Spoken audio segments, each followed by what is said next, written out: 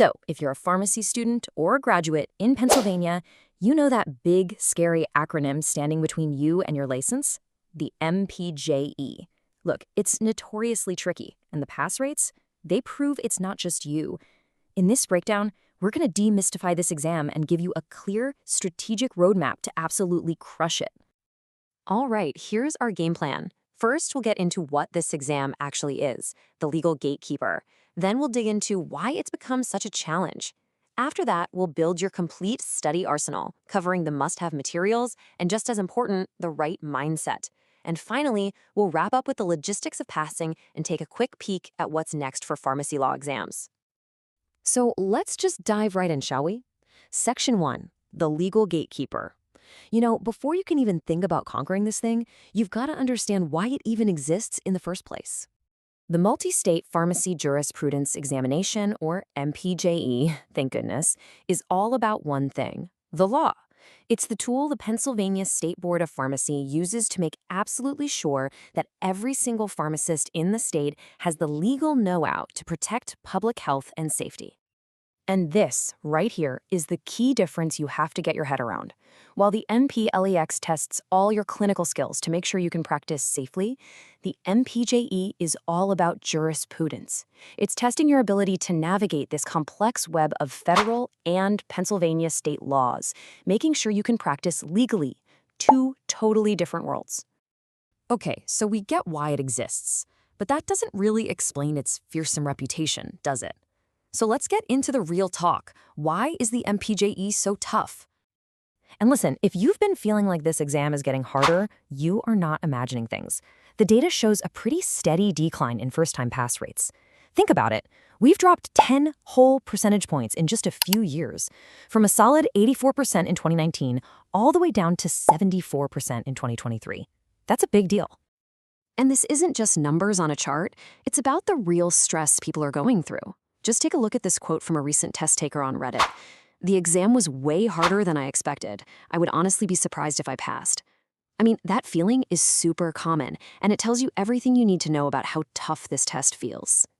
So what's the deal? What makes it so hard? Well, first off, it's a computerized adaptive test, which means the better you do, the harder the questions get. Fun, right? Second, it never tells you if a question is about federal or state law. You just have to know both cold. And here are a couple of the biggest traps: mixing up your pharmacy's internal policies with the actual law, and not knowing which law, state or federal, is the stricter one. And a little spoiler for you, you always follow the stricter one. Okay, enough about the problem. We've defined the challenge. Now let's talk about the solution. And that solution starts with building the perfect study arsenal. First things first, you gotta know what you're up against. This chart breaks down the content for the Pennsylvania MPGE. You can see pharmacist practice is the biggest piece of the pie at 33%, but look how close the other areas are. Dispensing, licensure, and operations are all right around 20%. You really, truly cannot afford to blow off any of these sections. So how do you prep for all that? Well, people who have passed have a pretty clear consensus on the best materials. Dr. C's Ultimate PA-MPJ Review is basically the gold standard for PA-specific content. Everyone says it's the most realistic. MPJ Made Easy is a really solid secondary source for extra practice questions. TLDR Pharmacy's cheat sheets are amazing for quick side-by-side comparisons of state versus federal law.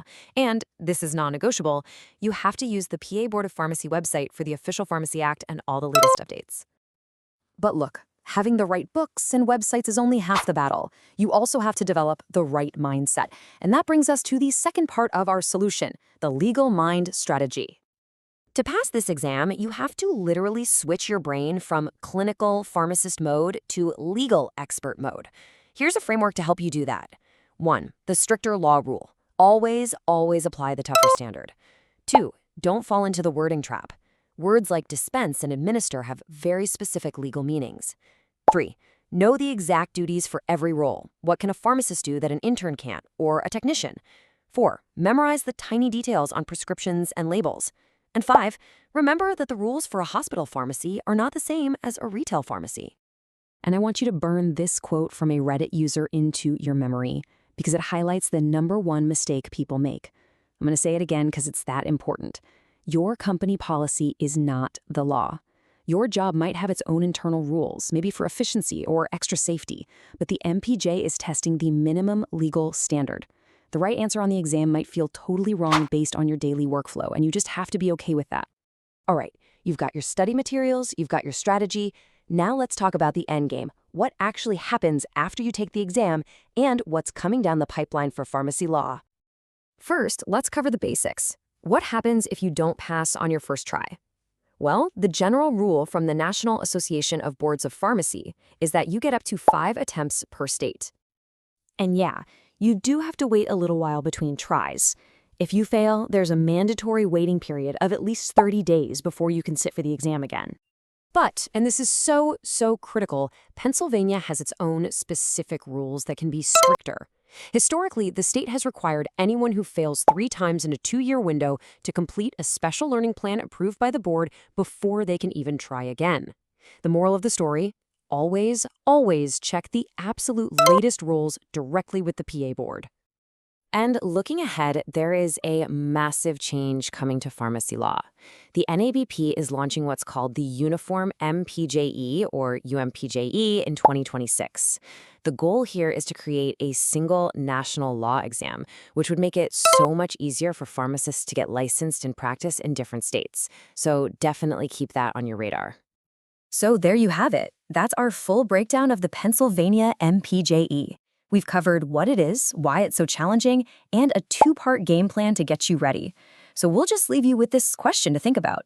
Now that you have the strategy, how are you going to consciously shift your thinking from your everyday clinical intuition to a sharp legal interpretation? Because trust me, making that mental shift is the real key to cracking this code.